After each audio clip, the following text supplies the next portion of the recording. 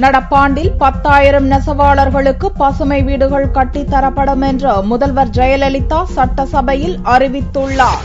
தமிழக முதல்வர் ஜெயலலிதா புதனன்று சட்டசபையில் விதி எண் 110 கீழ் ஒரு அறிவிப்பை வெளியிட்டார். கைத்தறி மற்றும் விசைத்தறி கூட்டுறவு சங்கங்களில் பணியாற்றும் 1,600க்கும் மேற்பட்ட தற்காலிக பணியாளர்களுக்கு காலமுறை ஊதியம் வழங்கப்படும் என்றும் 25,000 நெசவாளர்களுக்கு மின் மோட்டார் பொருத்திய தார் சுற்றும் இயந்திரம் வழங்கப்படும் என்றும் முதல்வர் ஜெயலலிதா அறிவித்தார். நடப்பாண்டில் 10,000 நெசவாளர்களுக்கு பசுமை வீடுகள் கட்டித்தரப்படும் என்றும் முதல்வர் அறிவித்தார். முதற்கட்டமாக 2013-2014 நிதியாண்டில் 10,000 நெசவாளர்களுக்கு பசுமை வீடுகள் தமிழகம் முழுவதிலும் கட்டித்தரப்படும்.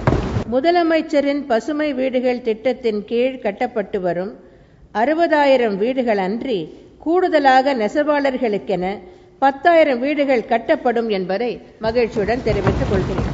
பஞ்சாயத்திற்கு ஒரு பட்டு விவசாயி எனும் திட்டம் 300 கிராமங்களில் செயல்படுத்தப்படும் என்றும் புதிய பலமுனை பட்டு நூற்பு இயந்திரம் சேலத்தில் பட்டு வளர்ச்சித்துறை இயக்குநர் அலுவலகத்திற்கு சொந்த கட்டடம் கட்டப்படும் என்றும் முதல்வர் அறிவித்தார். நடப்பாண்டு முதல் 16 விதமான கைத்திறன் தொழில்களில் இருந்து 10 பேருக்கு வாழும் கைவினை பொக்கிஷம் விருது வழங்கப்படும் என்றும் 100 மகளிருக்கு 2,000 ரூபாய் மாத உதவித்தொகையுடன் தஞ்சை ஓவியங்கள் தயாரித்தலுக்கான பயிற்சி தரப்படும் என்றும் முதல்வர் அறிவித்தார்.